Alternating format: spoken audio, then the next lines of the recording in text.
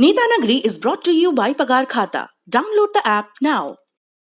मालिक, क्या इस बार भी लेट होगा पगार? पप्पू का, राजू का, छोटू का, सबके पगार का हिसाब करेगा तेरा मालिक मिनटों में। वो कैसे? पगार खाता के आकर्षक फीचर्स के साथ, क्योंकि स्टाफ खुश रहेगा तभी तो बिजनेस आगे बढ़ेगा। आज ही पगार खाता डाउनलोड करें।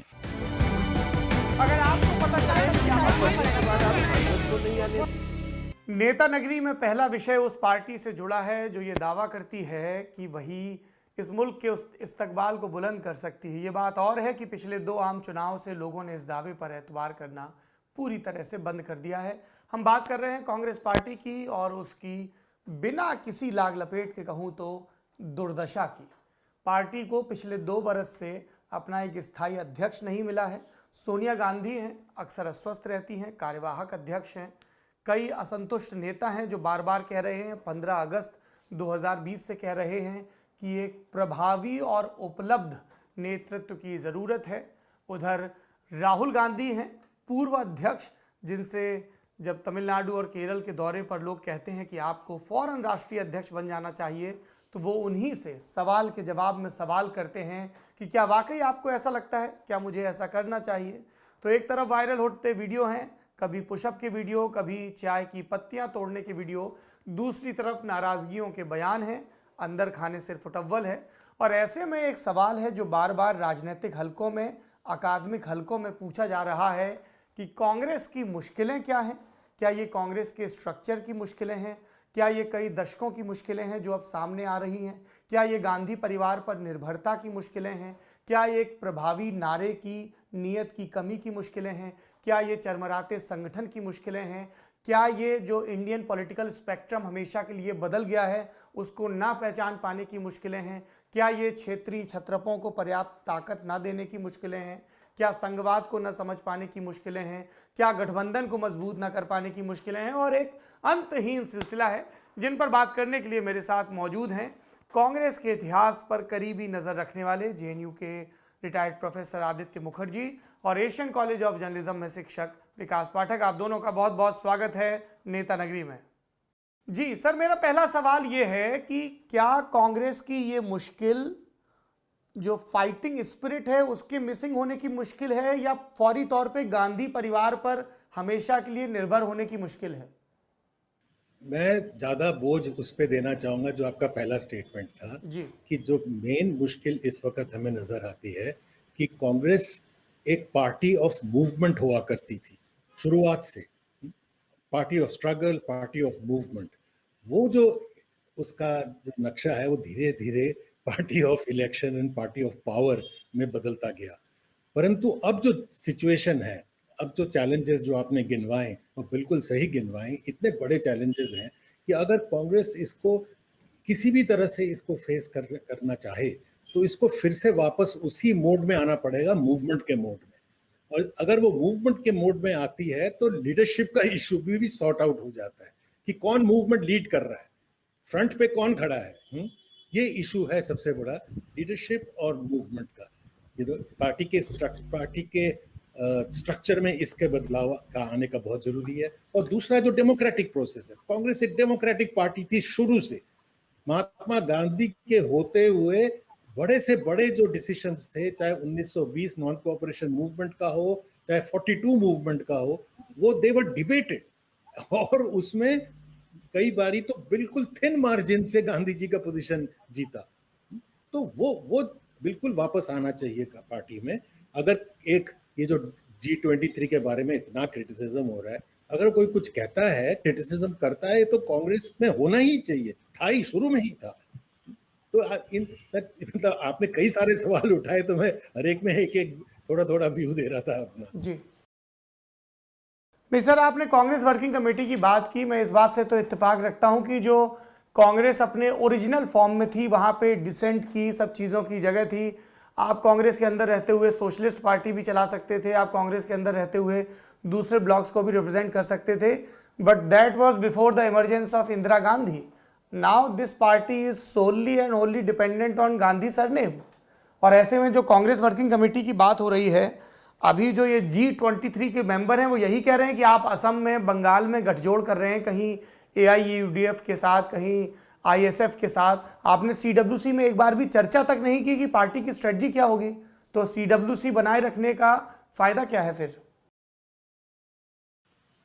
नहीं, आप दो चीजें कह रहे हैं, बहुत महत्वपूर्ण हैं दोनों। एक तो कि कांग्रेस का कैरेक्टर क्या है कि ये एक प्लेटफॉर्म की तरह था शुरू से, और काफी हद तक अभी तक भी है कि कांग्रेस में मल्टीपल व्यूज के लोग, आपने जैसे कहा कि शुरू में तो कांग्रेस में हरकिशन सिंह सुरजीत भी थे, EMS नमूद्रीवाद भी थे एक ही साइड में, दूसरे साइड में आपके सप्रू, जायकार, लिबरल्स, फिर गांधीयंस, हर लेफ्ट नेशनलिस्ट, सारे स्पेक्ट्रम थे, आचार्य नरेंद्र देव, सब कांग्रेस में रहे हुए हैं। परंतु वो कैरेक्टर कांग्रेस का खत्म नहीं हुआ था। वो इंदिरा गांधी के टाइम पे भी था, उस वक्त भी आपके कम्युनिस्ट भी होते थे उसके अंदर, और उतने नॉट सो लेफ्ट विंग लोग भी होते थे। और ये वेरी मच बहुत ज्यादा मनमोहन सिंह और सोनिया गांधी के लीडरशिप के अंदर भी कांग्रेस का ये कैरेक्टर रहा है। उसमें एक सोशल डेमोक्रेटिक बड़ा स्ट्रॉन्ग फोर्स रहा है, जो कि आपके ये नेशनल एडवाइजरी कमेटी से दिखता था आपको, और एक बिल्कुल जो न्यू लिबरल जिसको आप कहेंगे रिफॉर्मिस्ट ट्रेंड, ये दोनों रहे हैं। तो ये बात तो मेरे ख्याल इसमें फर्क नहीं आया। फर्क आया नेचर ऑफ लीडरशिप में कि कैसे आप ये डाइवर्जेंट स्टैंड्स को इकट्ठा रखते हुए आगे बढ़ सकते हैं कि नहीं।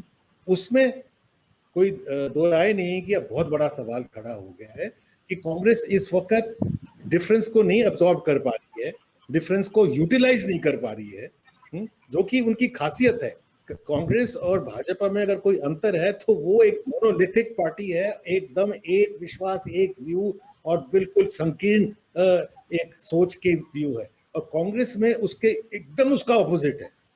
अगर अभी भी कोई नेशनल लेवल पार्टी है जिसमें बहुत सारे व्यूज के लोग जी सकते हैं और जी के अपना पोजीशन रख सकते हैं, तो कांग्रेस ही है। तो पर उस पार्टी की अगर लीडरशिप उसको उसका पूरा इस्तेमाल करते हुए आगे नहीं बढ़ पाए, तो ये पूरा जो एक ऐतिह्य है, पूरा एक जो ट्रेडिशन, पूरा एडवांटेज, वो बिल्कुल बिखरता हुआ दिखता है। विकास पाठक जी, प्रोफेसर मुखर्जी कह रहे हैं कि कांग्रेस के पास एडवांटेज है कि बहुत सारे व्यू हैं, जिसको हम हिंदी में बहुलतावाद कहते हैं।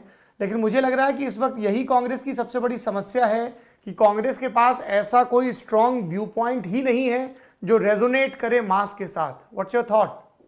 हाँ, देखिए, वो आपकी बात सही है कि अभी थोड़ा सा मासेस में भी शिफ्ट आया है पिछले 6-7 साल में। तो आप कहिए कि जो पहले जिस पोजीशन को थोड़ा सा दक्षिणपंथी माना जाता होगा, थोड़ा राइट पोजीशन माना जाता होगा, की तरह मानी जाती है, तो पूरा एक शिफ्ट टुवर्ड्स द राइट हुआ है। अब शिफ्ट टुवर्ड्स द राइट जो है, कांग्रेस के दोनों ही क्राइसिस आ गए हैं। एक क्राइसिस तो ये है कि जो सबसे बड़ी उनकी ताकत थी, नेहरू गांधी, हमेशा से वो ताकत रही। मैं थोड़ा आपके उस बात से भी इत्तेफाक रखूंगा कि इंदिरा गांधी के टाइम पे थोड़ा सा हाई कमांड कल्चर भी डेवलप होना शुरू हो गया था, जो जवाहरलाल नेहरू के समय नहीं था। होते धीरे धीरे पूरा रिलायंस हो गया एक परिवार पे। और अभी जो है, जो कांग्रेस को लगता है कि वो परिवार उसकी सबसे बड़ी ऑर्गेनाइजेशनल स्ट्रेंथ है, या वो ग्लू है जो उसको चिपकाता है, एक रखता है, पब्लिक की नजर में, मासेस की नजर में उस परिवार की जो भी सम्मान था, वो अभी थोड़े नीचे लेवल पे आ चुका है। और सबसे बड़ा आप मान लीजिए कि उसका उदाहरण यही है कि राहुल गांधी खुद अपनी सीट हार गए।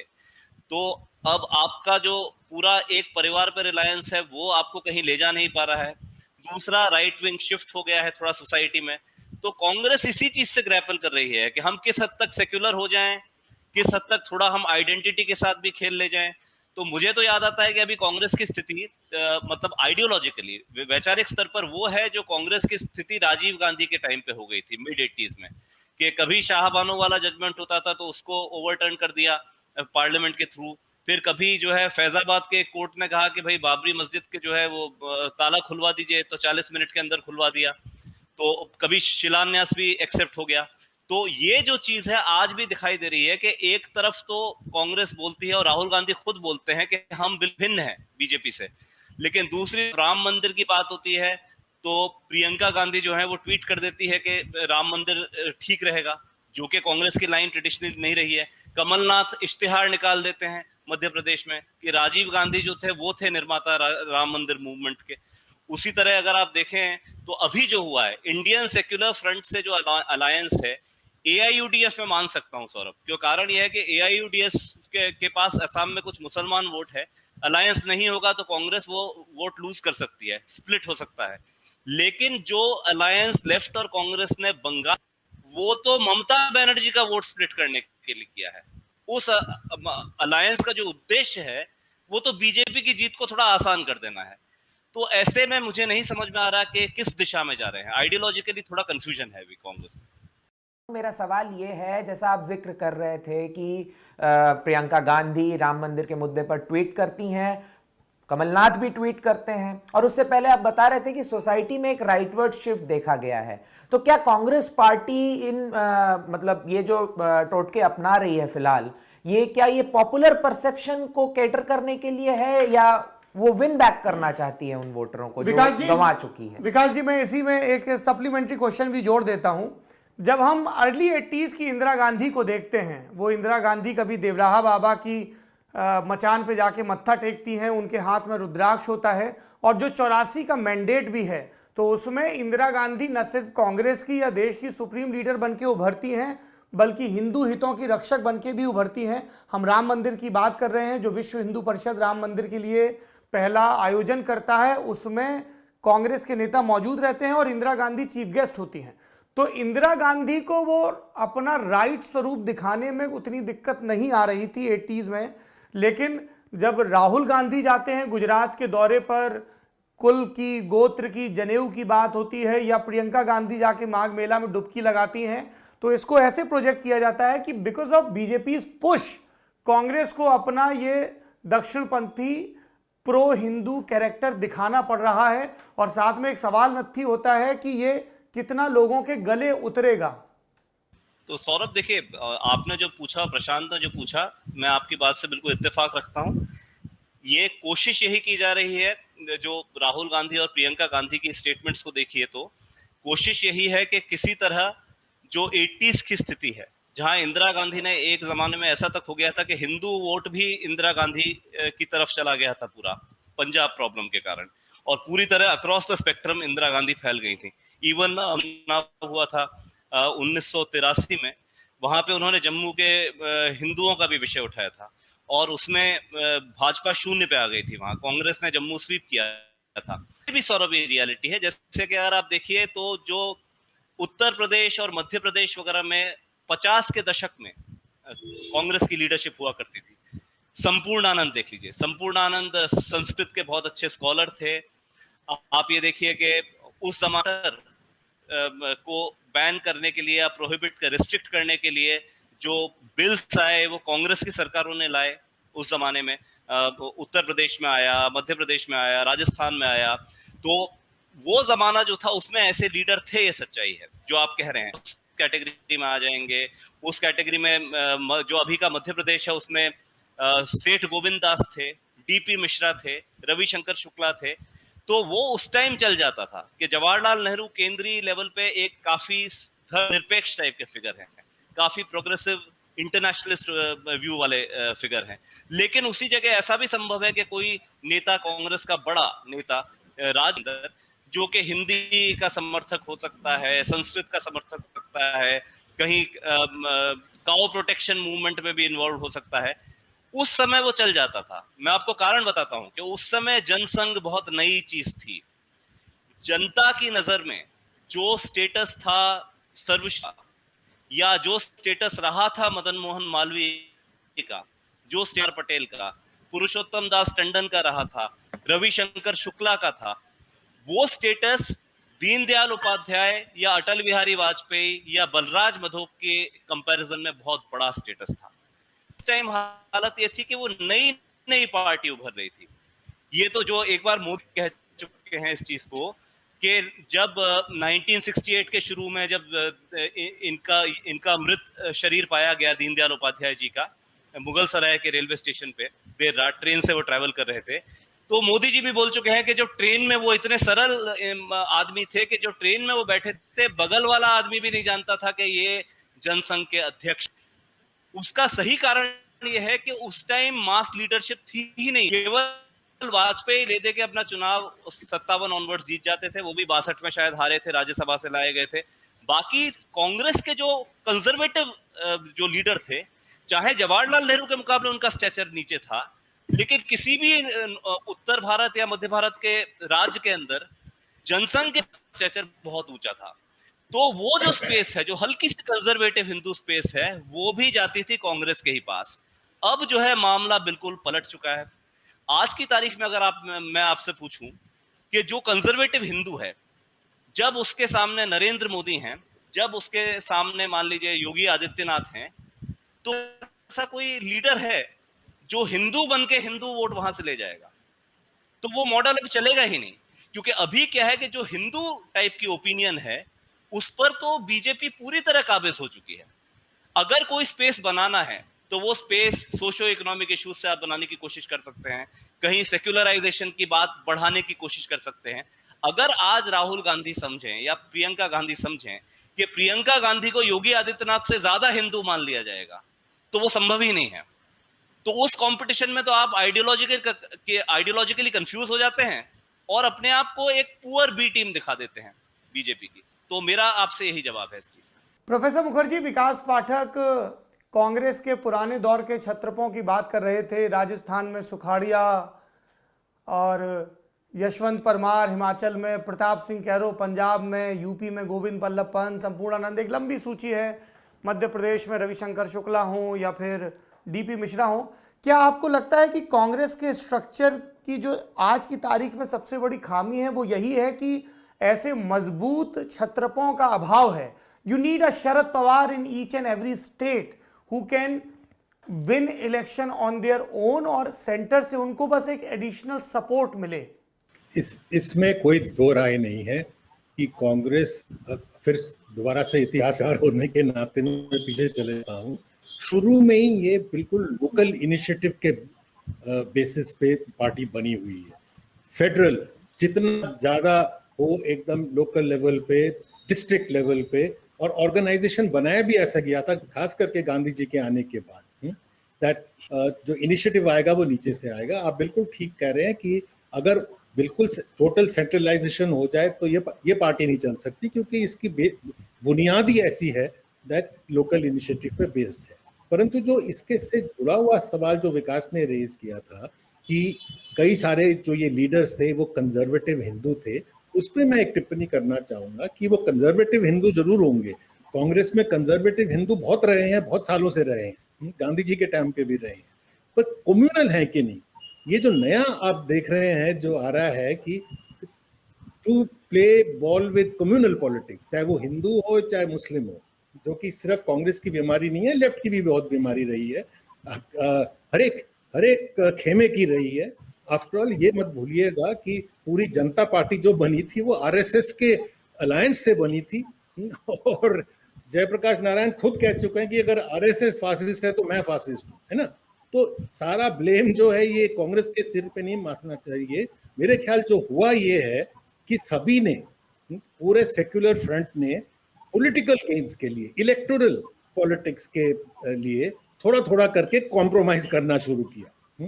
हिंदू सेंटिमेंट होना मेरे ख्याल से उसमें कोई गलत बात नहीं है, मुस्लिम सेंटिमेंट को रिस्पेक्ट करने में कोई गलत बात नहीं है, पर अगर आप मुस्लिम कम्युनल या हिंदू कम्युनल फोर्सेस के साथ थोड़ा बहुत भी कॉम्प्रोमाइज करें या सिख कम्युनल फोर्सेस के साथ कॉम्प्रोमाइज करें, तो इन द लॉन्ग टर्म जो विकास ने कहा वो बिल्कुल ठीक कहा कि जो कॉम्प्रोमाइज करने वाला है वो तो किनारे रह जाएगा, जो असली चीज है, जो कि कोर कम्युनल पार्टीज हैं, वो जीत जाते हैं। पंजाब में भी ये हुआ, अब सारे देश में यही हो रहा है। तो इसलिए तो अगर कांग्रेस अपनी इतिहास से फिर वापस जाए, खास करके अगर गांधी जी से कुछ सीखे, कट्टर हिंदू अपने मौलाना आजाद, ऐसे मतलब मौलवी वो भी हो सकते हो, पर साथ में कट्टर सेक्युलर, मतलब गांधी जी फ्रॉम पॉइंट 1 इसको इंसिस्ट करते रहे कि अगर आप सेक्युलर नहीं हो, अगर आप हिंदू मुस्लिम यूनिटी पे विश्वास नहीं करते, तो आपको कांग्रेस की 4 आना की मेंबरशिप भी नहीं मिल सकती, है ना? तो ये जो इसका जो सेक्युलरिज्म पे जो बहुत जोर था, वो सडनली उसको देना भूल जा रहे हैं, और बचा ये कि आप थोड़ा सा पैंडर करिए जो कम्युनल फोर्सेस है उनका, तो just to get that Hindu vote और द मुस्लिम वोट। ये पॉलिटिक्स ही बड़ा डेंजरस है। अगर आप ये पॉलिटिक्स खेलेंगे कास्ट की और कम्युनलिज्म की, तो कास्टिस्ट पार्टी और कम्युनलिस्ट पार्टी जीत जाएंगी आखिर में। इसलिए जो विकास कह रहे हैं बिल्कुल ठीक कह रहे हैं। कांग्रेस पार्टी बनी थी बिल्कुल ऑन सेक्युलर ग्राउंड्स। इसका जो कंस्ट्रक्शन ही था पार्टी का, वो बिल्कुल पॉलिटिकल इकोनॉमिक बेसिस पे था। It was not a cultural nationalism. इसकी नेशनलिज्म ही थी पॉलिटिकल इकोनॉमी पे बेस्ड। इसको उस पे वापस जाना चाहिए, पॉलिटिकल इकोनॉमी एंड सेक्युलरिज्म। ये तीनों चीजों को अगर ये नहीं टिकेंगे तो इस पार्टी का कोई मतलब नहीं बैठता, फिर तो कोई और पार्टी का यही काम कर सकते हैं। प्रोफेसर मुखर्जी, आपने बार बार सेकुलर वर्ड का जिक्र किया, and I want to say that this is the most abused word right now. बहुत ही इसके गलत मिस इंटरप्रिटेशन होते हैं अपने अपने पॉलिटिकल बेनिफिट के लिए। I clearly remember in 1986 onwards, Lal Krishna Advani, when he was trying to assert himself at the top of BJP post Atal Bihari Vajpayee, वो बार बार एक शब्द का इस्तेमाल करते थे, छद्म धर्मनिरपेक्षता। बीजेपी का पूरा नैरेटिव इसी बात पे था कि कांग्रेस के लोग सेकुलरिज्म की बात करते हैं, लेकिन सुधार की सारी जिम्मेदारी, संतुष्टि की, संतोष की, एडजस्टमेंट की सारी जिम्मेदारी हिंदू ब्लॉक पे डाल देते हैं। और जहां पर मुस्लिमों की बात आती है, जो भी उनके कंजर्वेटिव एलिमेंट हैं, सेकुलरिज्म के नाम पर उनको प्रोटेक्ट करते रहते हैं। और उसी आर्ग्यूमेंट को वो एक्सटेंड भी करते हैं कि क्यों इस देश के इस्लाम में बड़े सुधारवादी आंदोलन नहीं हुए, और बार बार अल्पसंख्यकों की रक्षा के नाम पर उनके जो पुरानी मान्यताएं हैं, विचार, उनको प्रोटेक्ट किया गया।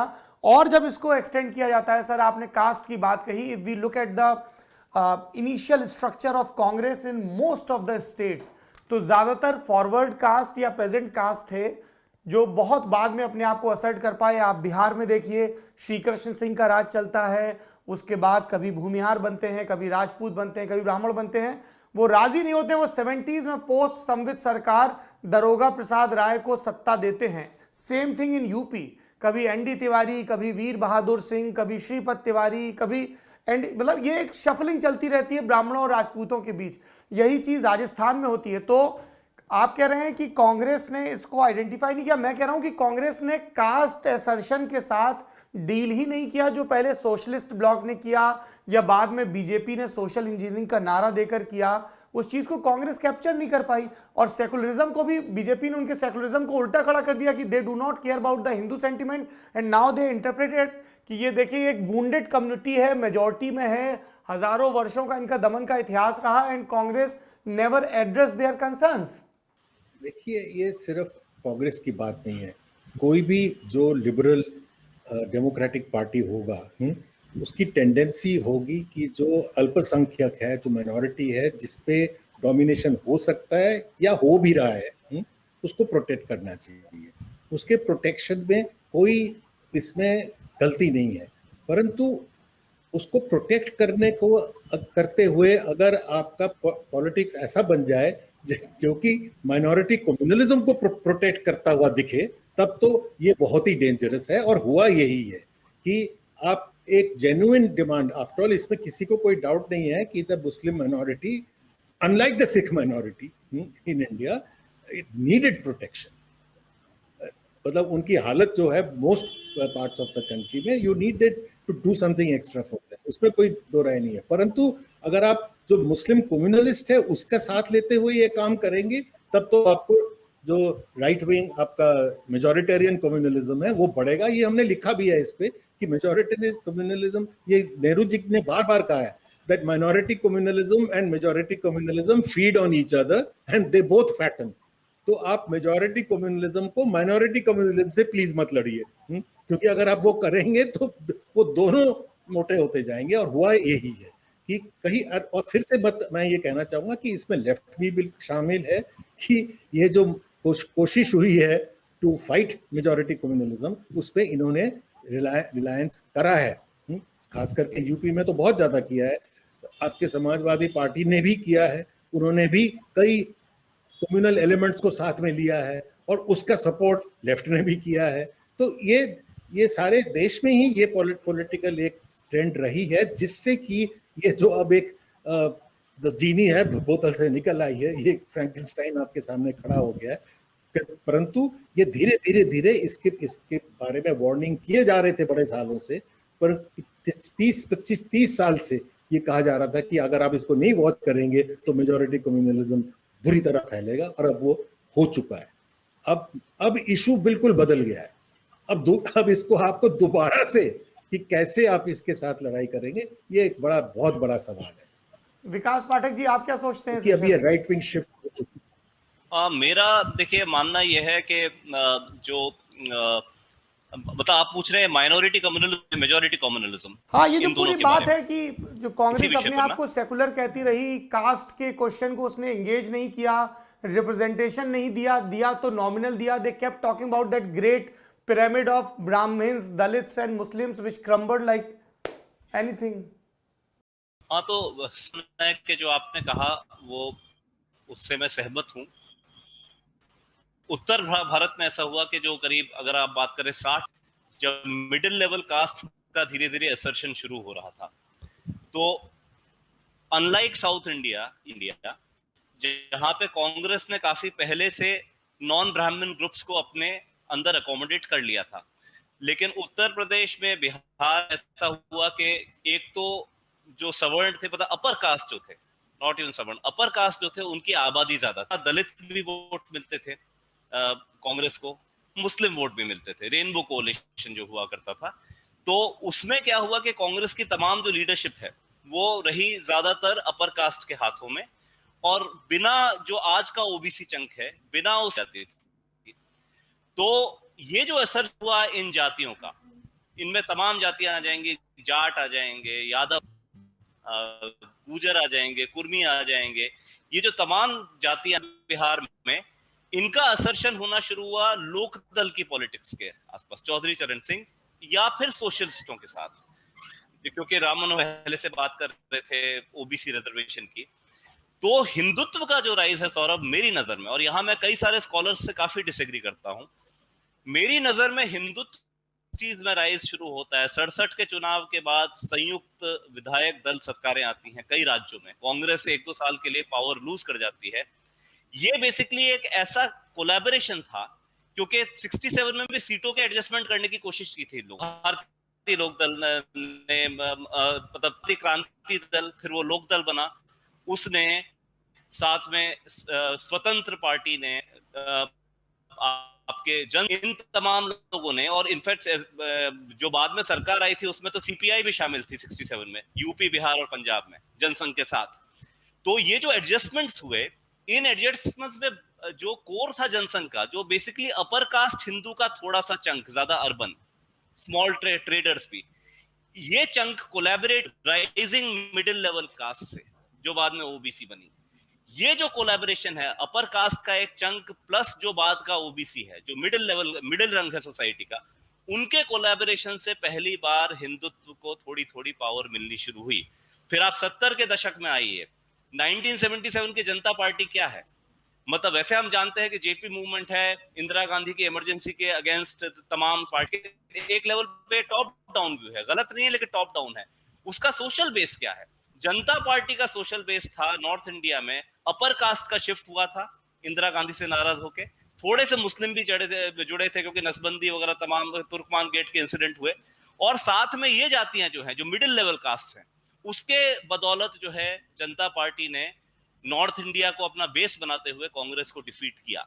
फिर आप अगले दशक में आइए, मतलब जैसे जनता दल क्या था, जनता दल फिर वही एक्सपेरिमेंट था, जहां वीपी सिंह का जनता दल और साथ में उनके देवीलाल थे, वो लाता था पुराना लोकदल वाला वोट जो मिडिल लेवल कास्ट का था, और साथ में अपर कास्ट वोट टूटना शुरू हुआ कांग्रेस से यूपी में, और 89, 90, 91 आते आते कांग्रेस से पूरा शिफ्ट हो गया राम टेम्पल के टाइम पे। और फिर जब गोविंदाचार्य का दौर आया बीजेपी के अंदर, तब आप देखेंगे उन्होंने सोशल इंजीनियरिंग का एक्सपेरिमेंट खुद शुरू, जिसमें तमाम ऐसी जो छोटी ओबीसी जातियां हैं, क्योंकि तब तक जो है यादव वोट बैंक बन चुका था, मतलब बाय 90 तक बाबरी मस्जिद का डिमोलिशन 1992 में हुआ है, तब तक एक यादव वोट बैंक ऐसे बन चुका था कि यादव थे जिनकी आबादी अच्छी थी बिहार में 14-15%, यू%, इस आबादी के साथ मुसलमान जुड़ चुके थे, जो यूपी में 18-19% थे, बिहार में भी 15-16% होंगे, ये जुड़ चुके थे साथ में। तो ये जो जुड़े तो MY फैक्टर बन गया, एक बड़ा ब्लॉक बना। तो ऐसे में बीजेपी ने अपर कास्ट हिंदू जो उसके पास आए थे उसके साथ छोटी ओबीसी जातियों को जोड़ना शुरू किया। जो एक्सपेरिमेंट हैं, जब लालू प्रसाद यादव की पार्टी से निकल के छिटक के आते हैं नीतीश कुमार, और नीतीश कुमार कर लेते हैं बीजेपी से अलायंस, और यूपी में तो वो यहां तक हुआ कि अब किसी अलायंस की भी आवश्यकता नहीं है, सारे lower OBC caste by and large जो है वो भाजपा के। तो मेरे हिसाब से हिंदुत्व का जो राइज है, ये शुरू में एक छोटा अपर कास्ट सेगमेंट प्लस जो मिडिल लेवल कास्ट थे वो अलायंसेस के तौर पर आए, जनसंघ और सोशलिस्ट, जनसंघ और लोकदल, उसके बाद जन हुआ, उसके बाद वीपी सिंह के साथ सीट एडजस्टमेंट किए भाजपा ने, तब हुआ, और फाइनली जब कांग्रेस लूज करती है अपर कास्ट राम टेम्पल के टाइम पे, उसके बाद आप देखिए कि नॉन यादव ओबीसी में प्लस अपर कास्ट चंक, ये दोनों बढ़ता गया है। और वो आज इस 2019 में जब अखिलेश यादव और मायावती का अलायंस होता है, साथ में लोकदल भी होता है, राष्ट्रीय लोकदल, उसके बावजूद भी बीजेपी सबको डिफीट कर ले जाती है, क्योंकि बहुत बड़ा upper caste plus non Yadav OBC vote chunk आ चुका। तो ये जो पॉइंट है, यहां मेरा मानना है कि कांग्रेस जो चीज उस टाइम नहीं कर पाई, उस असर्शन को उस जमाने में कांग्रेस शायद नहीं समझ पाई, क्योंकि कांग्रेस कंफर्टेबली जीत रही थी, लेकिन वही कांग्रेस का असली एक्यूलीज हील बना है, क्योंकि आज तक बीजेपी मतलब कभी 282, अब इस बार 303 सीटें आ कहां से रही हैं? उत्तर प्रदेश और बिहार की 120 सीट में कर देती है सबको। तो पूरी सिंपल मेजोरिटी तो वो 120 सीट दो राज्यों की दे जाती है, और उन राज्यों का सोशल कॉम्बिनेशन क्या है, इसका इतिहास 60s से शुरू होता है, लेकिन बढ़ते बढ़ते वो व्यापक तौर पर आ चुका है। ये basically upper caste plus large chunk of OBC, non Yadav OBC जो है, ये इसका पूरा बेस बना। तो एक क्राइसिस कांग्रेस की ये भी है कि वो 120 सीट में आप कहां से काट। मेरा सवाल यह है कि हिंदुत्व की बात अभी हो रही थी, कास्ट कंसोलिडेशन की बात हो रही थी, एक बड़ा प्लैंक है जिस पर बीजेपी सवार होकर 2019 में सत्ता में आई, और वो प्लैंक है नेशनलिज्म का। किसी जमाने में नेशनलिज्म ही प्लैंक था कांग्रेस पार्टी के लिए, आजादी दिलाने वाली पार्टी। कैसे कांग्रेस ने इस प्लैंक को पूरी तरह से गंवा दिया। आज अगर नेशनलिज्म की बात होती है, राष्ट्रवाद की बात भारत में होती है, तो एक ही पार्टी है बीजेपी जो इस काम इसको चुनावी स्लोगन हो या आम बोलचाल की भाषा में हो, इसका बहुत ज्यादा इस्तेमाल करते हैं, और वो बीजेपी करती है। तो मेरा सवाल आप दोनों से है, विकास पाठक जी से भी है क्योंकि उन्होंने किताब लिखा है कंटेस्टिंग नेशनलिज्म्स, और आपसे भी प्रोफेसर मुखर्जी, की इस प्लान को बीजेपी ने कैसे कैपिटलाइज किया और कांग्रेस ने पूरी तरह से गंवा दिया। जी, ये मैं दोनों सवालों का, आपके सवाल का भी जवाब देना चाहूंगा, और थोड़ा सा जो विकास ने कहा उसको एक थोड़ा ट्विस्ट देना चाहता हूँ, विदाउट डिसएग्रीइंग विद हिम। जो विकास ने अभी डिस्क्राइब किया, क्योंकि सवाल ये है कि हिंदुत्व का राइज कैसे हो गया ऐसा। आप कह रहे हैं कि नेशनलिज्म का प्लैंक उनको मिल गया इसलिए हुआ, इसमें कोई दो राय नहीं है कि it is one of the main reasons. परंतु इसके पॉजिटिव फैक्टर्स अगर हम देखें, जो विकास ने पूरी नॉर्थ इंडिया की पॉलिटिक्स डिस्क्राइब करी कि मिडिल कास्ट कैसे छूट गए थे, क्या क्या क्या पॉलिटिक्स रहा उनका, मिड 60s से अगर आप देखें, कांग्रेस को जो चैलेंज आती है वो आती है from all the parties put together, from the right to the left, और जिसमें बिल्कुल कंप्लीटली अनहोली अलायंस होता है from the communist to the RSS mid 60s से।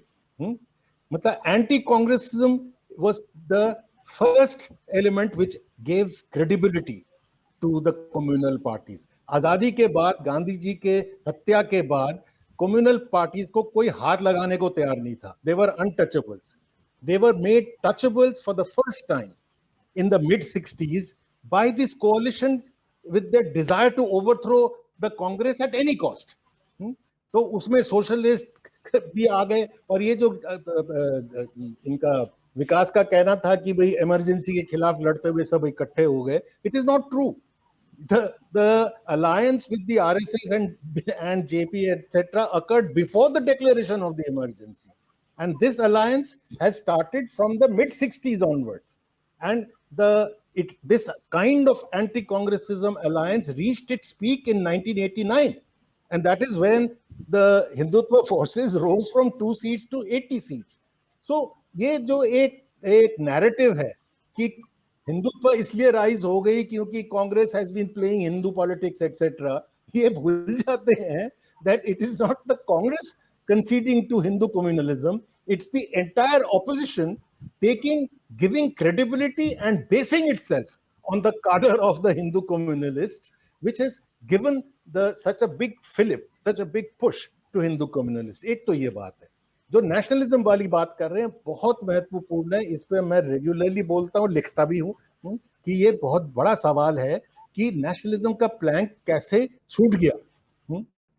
इस पे भी अब प्लीज हमारी जो आदत पड़ गई है, और उसका मेन कारण as I said anti Congressism है और थोड़ा बहुत बीजेपी का प्रोपेगेंडा है कि हम हर एक जो बीमारी का जो सोर्स वो कांग्रेस में ही ढूंढते हैं कि नेशनलिज्म किसने अबैंडन किया. डू रिमेंबर कि हमारे नेशनलिज्म को रिडिक्यूल करने में लेफ्ट का कितना हाथ रहा है. आप लेफ्ट से रहे हैं इसलिए मैं आपको देख के मुझे याद भी आ जाता है.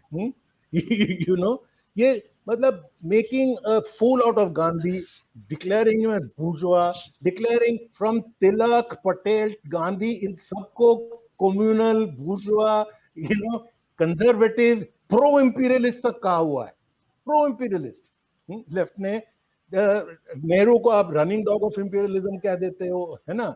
तो what I mean to say is कि this denigration of nationalism emerged not from within the Congress, it emerged from the broad left, which was, वो हम बहुत सालों से उसको oppose करते आ रहे हैं, and for opposing it we were accused to be nationalist. ये तो आगे nationalist आ गए, हमको गाली पड़ती थी लेफ्ट से for being nationalist.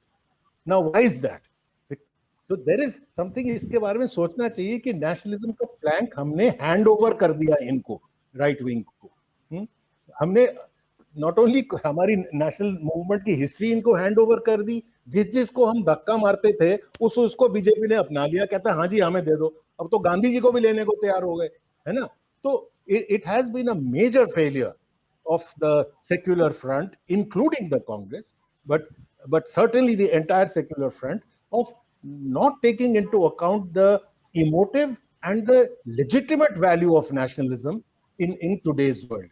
Nationalism एक गलत ideology नहीं है, not the kind of nationalism we have. इस पे मैं अगर 1 मिनट आप मुझे और देंगे कि हमारी जो नेशनलिज्म है, जो कांग्रेस की नेशनलिज्म थी, जो हमारे नेशनल मूवमेंट की, मैं कांग्रेस की नहीं कहना चाहूंगा, नेशनल मूवमेंट की जो नेशनलिज्म थी, it is very distinct from the nationalism that BJP represents today. BJP represents the nationalism that emerged from the European tradition of one language, one religion, जिसका की logical conclusion was Hitler and Mussolini. जिन जिन देशों में democratic movements रहे वहां Hitler Mussolini नहीं आए, परंतु logic उनके नेशनलिज्म का ये था. हमारी nationalism from the very beginning was anti imperialist.